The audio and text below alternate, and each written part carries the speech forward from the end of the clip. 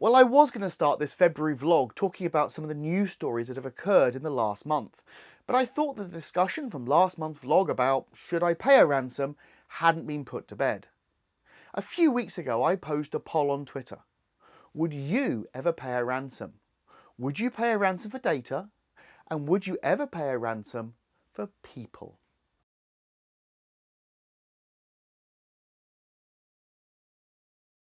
The Twitter poll didn't go as I expected. Over a third of people said that they would never pay a ransom under any circumstances, even to retrieve a kidnapped employee. Now, I didn't state which employee, and perhaps I should, as I know that some have checkered views on their co-workers. But jokes aside, and realising that a Twitter poll isn't scientifically accurate, it really made me think, would I pay a ransom? Paying ransoms used to be the purview of kidnap and ransom, or K&R specialists.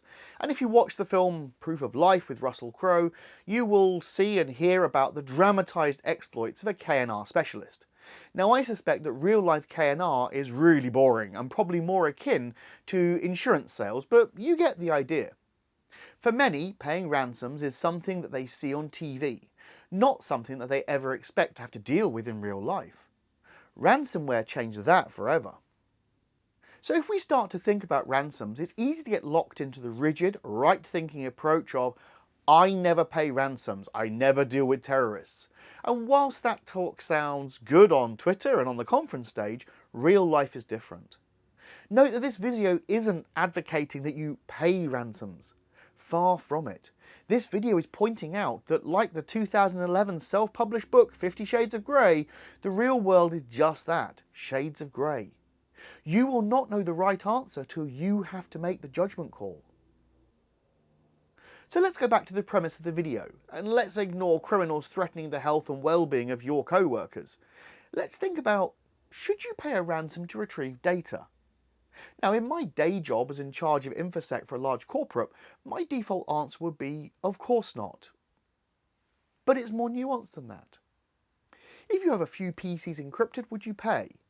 Well, probably not. Most or all companies should be able to survive the loss of small numbers of assets. And think about if a few PCs were lost or stolen. That shouldn't cause material harm to the company.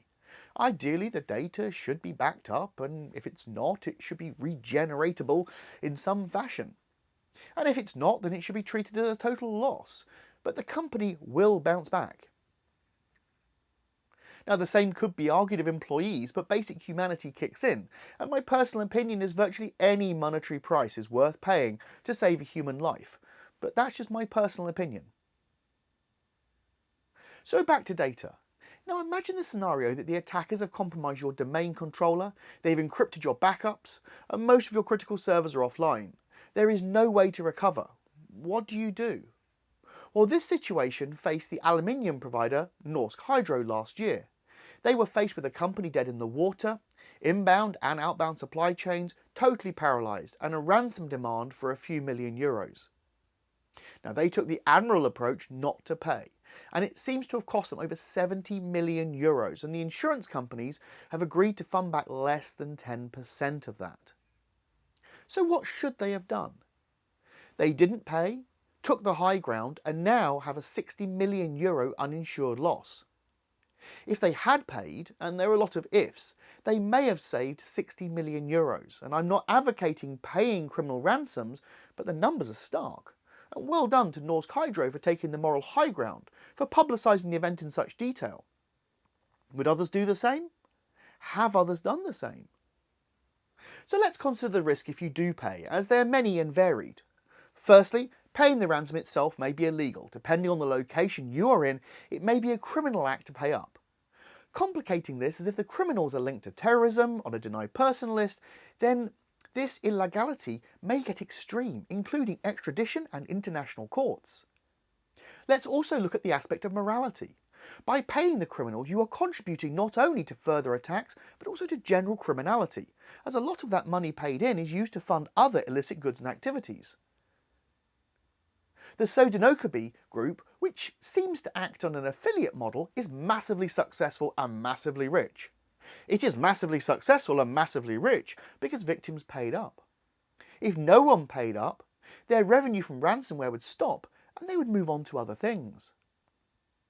Lastly, just remember, because you pay, it doesn't mean that the keys provided will work. You can't sue the attackers that ask for refunds, and these are criminals after all. So finally, what should you do? Well, it's complicated. No matter what people say on Twitter, when it comes down to the incident, no one really knows what they will do till it happens to them. And that's not an if, but a when. That's it for this month. Please let me know if you like these opinion piece videos. If you do, I'll do more of them.